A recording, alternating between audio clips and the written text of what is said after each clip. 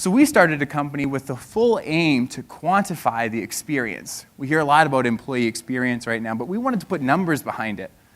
We wanted to say, on average, how many emails do you get a day? Is it a warm or a cold environment? How many are on your immediate team? Are you in the field very often? Do you check out at 5 o'clock? Jack Ma from Alibaba just 2 weeks ago, he was really supporting 996, which was 9 a.m. to 9 p.m., 6 days a week. Now, hey, I'm not saying that's good or bad, if that's what you sign up for and that's what we know we're signing up for. What I'm saying is that until we can understand the experience that we're offering for our people, that we're missing the mark. And no, we can't be everything to everyone, because as soon as we try to be, we end up being nothing to anyone. So we surveyed thousands of people, interviewed hundreds of leaders. We had experience speaking all over the world. Even wrote a book about it, as Fred mentioned, called Rethink Work. So we could look at a new way to have this conversation. And as Todd said this morning, every good presentation has an Oscar Wilde quote, so I had to run upstairs and put one in, and I want to tell you that success is a science.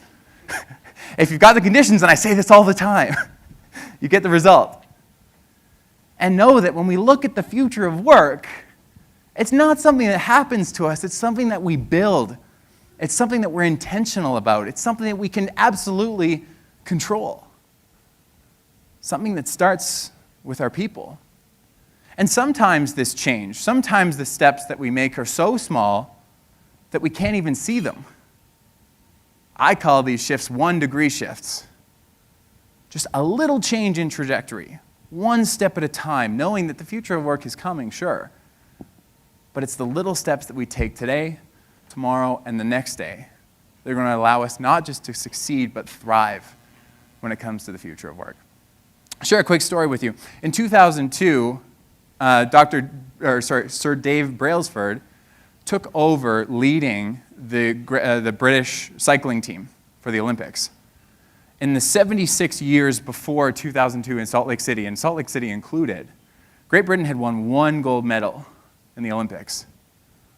He had 8 years. Well, he had until Beijing, I guess, in 2008. So he had 6 years to work his magic. His goal was to produce better results, obviously, as any coach would be.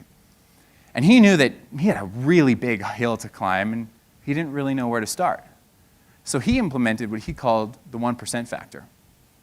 We know we've got a big hill to climb and a lot of changes to make, but we're only going to make them one change at a time. So the first thing that he did, he brought a surgeon in and taught his Olympians, his athletes, how to wash their hands properly.